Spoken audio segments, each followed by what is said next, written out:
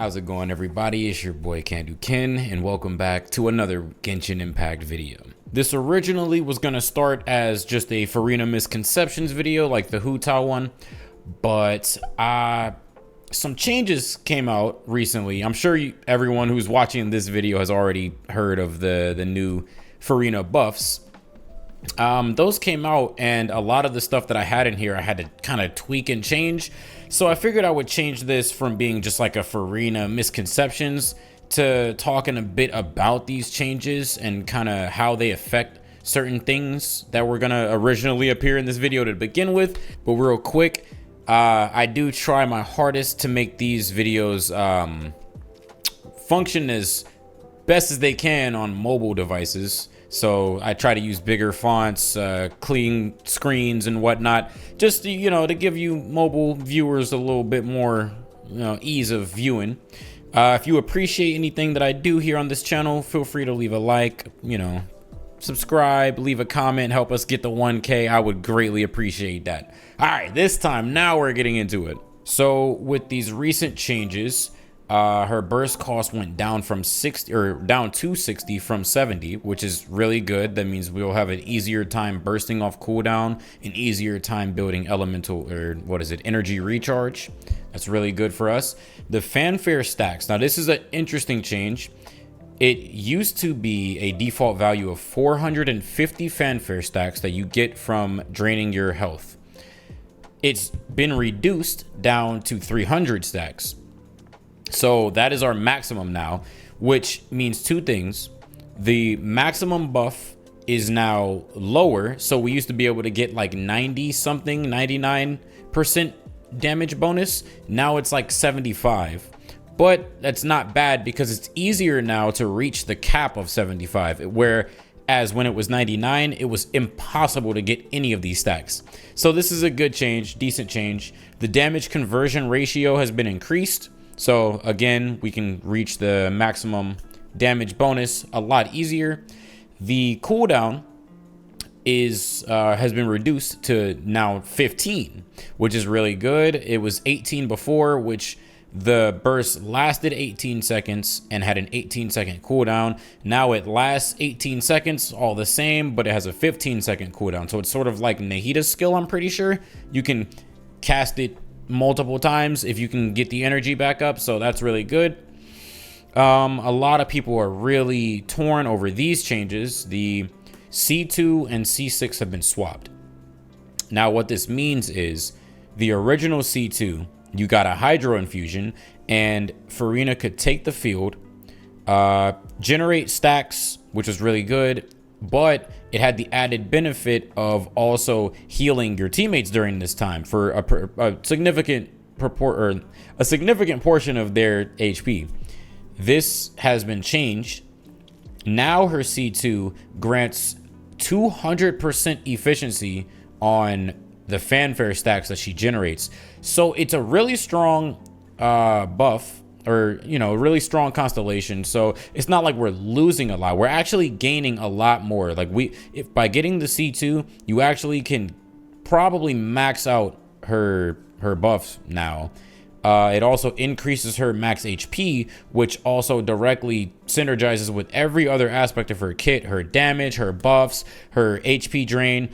Like it's all synergy. So while it's not quite like Raiden hyper carry, it's still very strong, a very good, very generous C2.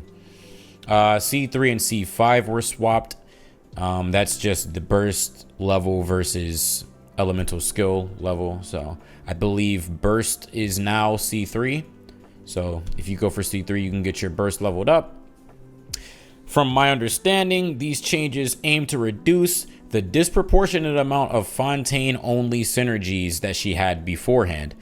Like the way she was before, only a character like Neuvillette or Risley would be able to benefit from the buffs, whereas now a lot more of our existing characters can utilize her buffs just using Farina's skill alone, which is really good for us. Unfortunately, we did have to lose the hydro infusion to get this, but I mean, It's at the end of the day, I mean, it is what it is.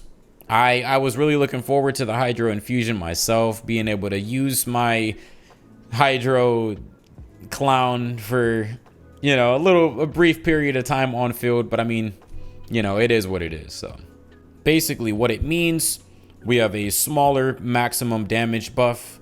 It's easier to get said damage buff through her elemental burst, even at C0. We're having an easier time getting burst off cooldown.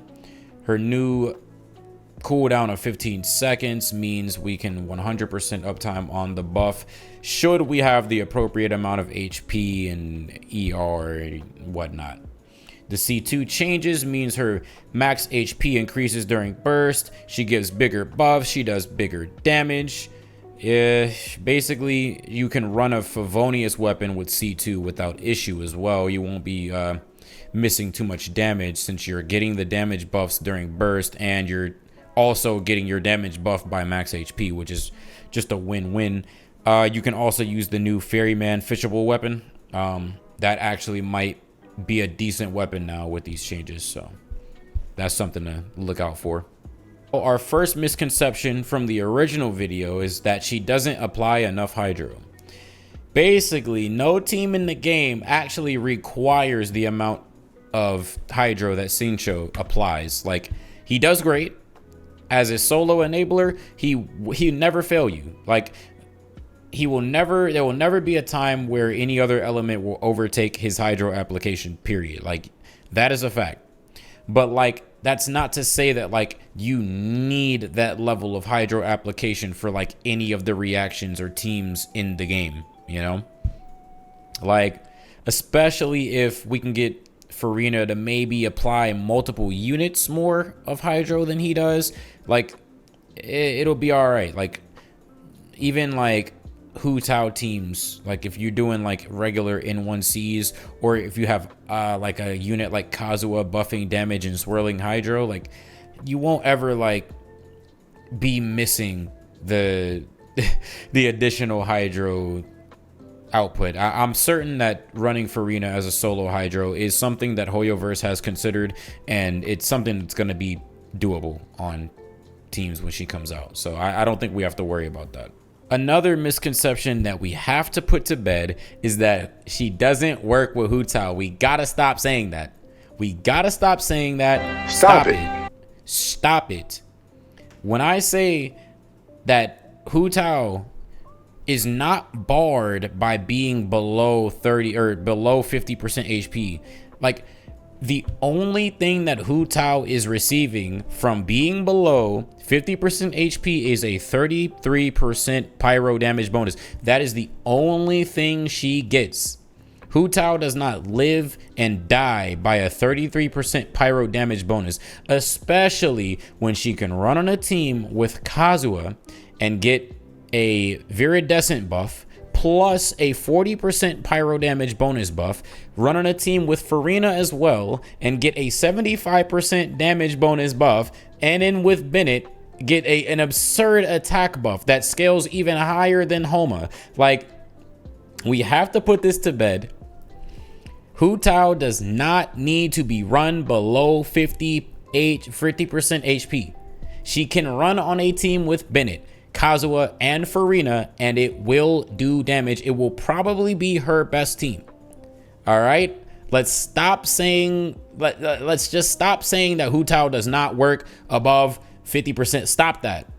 You are an uneducated Huta enjoyer, if you can even call yourself one. You don't know what you're talking about. You haven't done the testing. You haven't done the math. I have. Huta does not need to be run below 50% HP on a double Hydro team. She does not need to do that. I promise you she will. If your concern is that she won't work with Farina and people are telling you that, like, don't pull Farina or don't run her with Farina, she won't work with Huta, don't pull Huta, stop it. I'm telling you now, it works. Like, that's it. If Huta works with Yelan, she works with Farina, period. There's enough hydro to vape. Like, there's enough damage bonus to not have to be below 50% HP. Stop saying that. It's making me mad. Stop saying that. Another thing I've been seeing people say is that her weapon is terrible. This is a lie. This is an actual lie. Her damage scales off HP. The weapon gives nothing but relevant substats. 88% crit damage. That is an amazing amount of crit damage stats. That means you only have to build crit rate on your pieces. That's great. That's amazing. And if you happen to build crit rate and crit damage appropriately, this is even better. Her elemental, it gives an elemental skill damage bonus, which directly increases her own damage. Like, and then it gives an HP bonus, which also directly increases her damage. Like, people gotta stop saying her weapon is terrible. That doesn't make sense. Her weapon is great. It's amazing.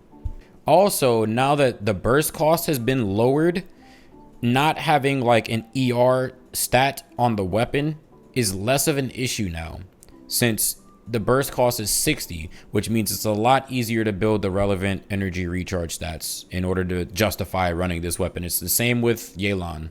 It's the same exact scenario, except Farina's burst now costs less than Yelan, so it's easier than Yelan. It won't take like 200 million ER to run her weapon, so don't worry about that. The weapon is great. Again, the ER issues, this was a topic that I was really going to go into detail on, but since the ER has been, the ER requirement has been lowered, I don't believe this will be a problem. Especially for those who aren't planning on pulling the weapon, because Favonius will work. It'll do great. You're building crit on her anyways. She should be wearing a crit rate circlet. You'll have enough crit to proc Favonius while she's on field. It'll give extra particles. If you have the Ferryman, the fishable weapon, you have an absurd amount of ER out of that weapon. I'm certain that that'll be enough to get you your burst off cooldown. So this ER issues thing is pretty irrelevant at this point, and who knows, they might even lower it even more in the next update. So I don't think this is anything we have to worry about anymore. Also, if you really care, since we're getting a lot of damage out of C2, we're going to be getting an absurd amount of damage coming from Farina for C2. You can run a Favonius weapon without losing damage, like without it being noticeable. You'll still do absurd amounts of damage with the Favonius weapon or the Ferryman in your hands. So it's not a problem. Trust me. It's 100% not an issue. Another thing I've been seeing is that she won't work with Ayaka. This is like nonsense. Now, of course, the C2 made her more relevant in Ayaka freeze teams, but the fact that like freeze doesn't like care about like having like particular ICDs and whatnot, and we have AoE coming from Farina now, you can still run Farina on like instead of Kokomi. You still get a damage bonus, and if you do require healing, which usually if you're fighting frozen enemies you're taking less damage, so it's almost acting as like a sustain unit, like a shield or something.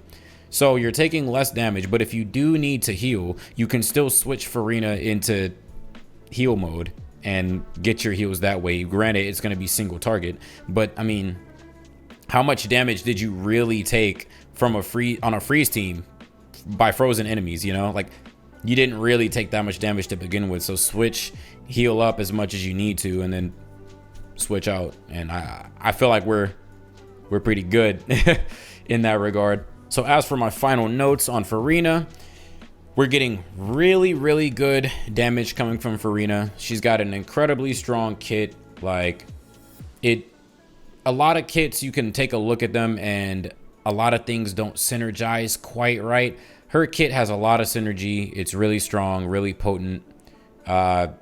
Definitely a really good kit. We're getting 100% uptime on hydro application, which when you compare to units like Xingqiu and Yelan, even if Farina was doing less damage than them, she doesn't rely on a burst to get her hydro application or to get her damage. Like, it's just there. You press E and the damage is there. So that alone is enough to like put her leagues above every other hydro that we have, like doing any sort of damage, especially an off-fielder. Like she's leagues above them already just by default. We're getting AoE, as I said before. She's got really good synergies with new and now old units that we've had for a while now. She now synergizes better with them as well. She has a wide range of weapon options like Favonius, the Ferryman. You could even run something like the Jade Cutter. If you have enough ER subs, you could probably run an ER Sand and use the 20% from the Jade Cutter to make up for it. She got a lot of options right now.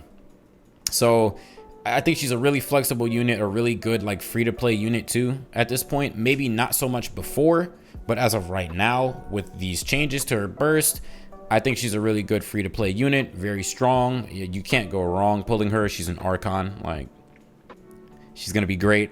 She's got an insanely good value C2 now. I mean, it was insane value before because she could almost replace a healer before and still get stacks. Now she just gets an obscene amount of stacks, but she doesn't replace the role of a healer until C6, which is, you know, not what everyone wanted. Not what I wanted. I wanted to get on field and hydro infuse and attack people, but you know, it is what it is. Hoyo's gonna do what they do. Can't really complain about it or change much. We just hope that, you know, maybe some new stuff will come out and maybe they'll, you know, change their mind or something. But yeah, she's definitely a strong unit. Definitely will be meta 100% if you're, you know, concerned about meta viability or just like her future proof, her strength. Like, yeah, she's strong. She's gonna be strong forever. Probably the best hydro unit we ever will have or we ever will see in Genshin. You don't have to worry about that one bit.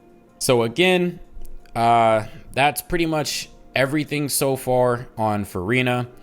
If anything new comes out, I'll probably make a new video on it, maybe not.